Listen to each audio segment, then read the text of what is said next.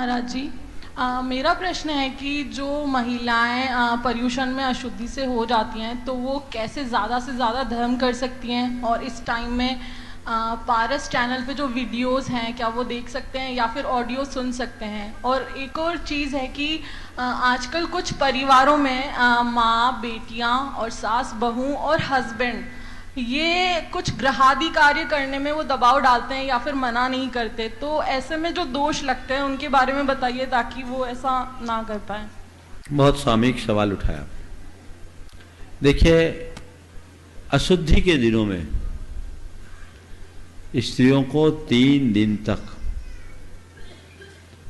कोई भी धार्मिक प्रतीकों को नहीं देखना चाहिए, चाहे वो पारस चैनल हो या जिनवानी चैनल या कोई भी चैनल। आप जब उन कार्यक्रमों को देखते तो क्या देखते हैं? चित्र देख रहे हैं कि कार्यक्रम देख रहे हैं? बोलो। आप शंका समाधान घर बैठे देखते तो क्या दिखता है? कोई प्रोग्राम देख रहे हैं कि महाराज को देख रहे हैं? महाराज को देख रहे हैं। तो आप कैसे देखेंगे?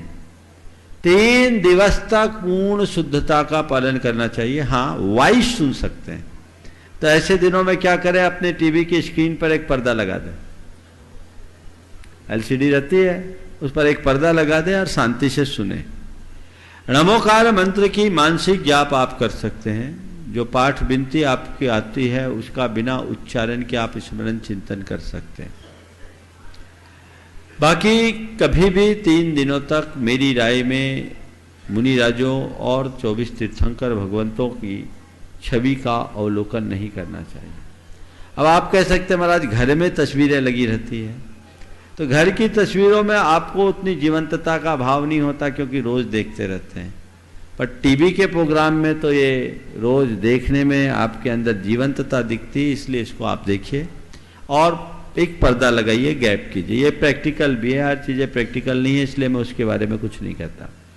रहा सवाल 3 दिन तक चौके में काम करने की बात का, बिल्कुल नहीं होना चाहिए। ये घोर पाप है, अनर्थ है। जिस घर में मासिक के दिनों में महिलाएं शुद्धि नहीं पालती वो घर सूतकग्रस्त माना जाता है।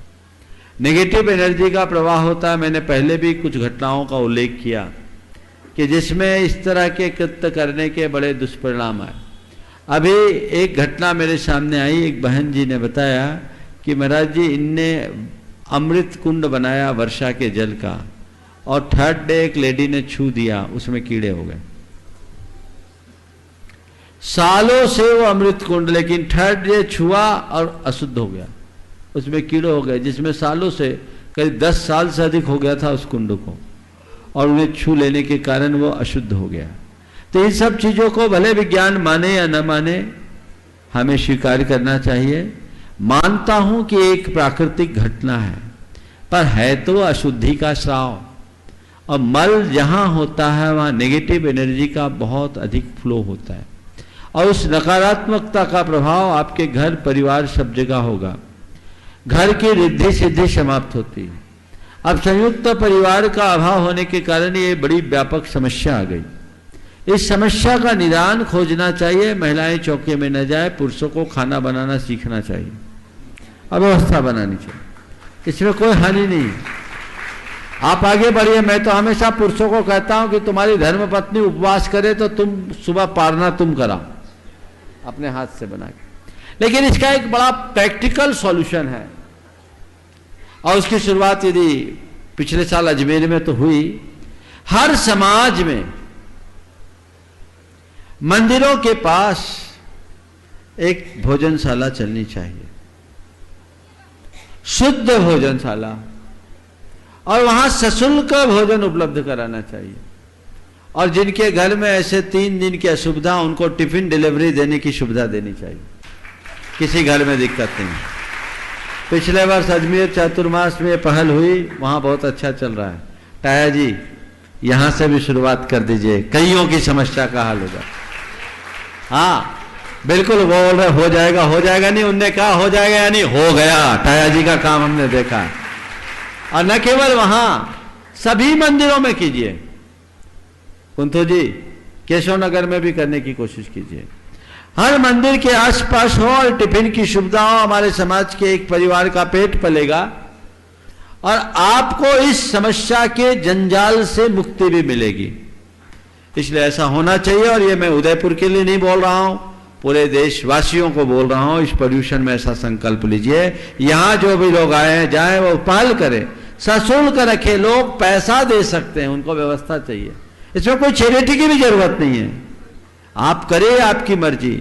देश भर के लोग जो इस कार्यक्रम को देख और सुन रहे हैं उनसे भी मैं कहूंगा इस समस्या की गंभीरता को समझते हुए इसका सही निदान खोजे और अपने घर में ऐसी व्यवस्था न करे। जिस घर में ऐसी अशुद्धि है उस घर में चौका भी नहीं लगना चाहिए।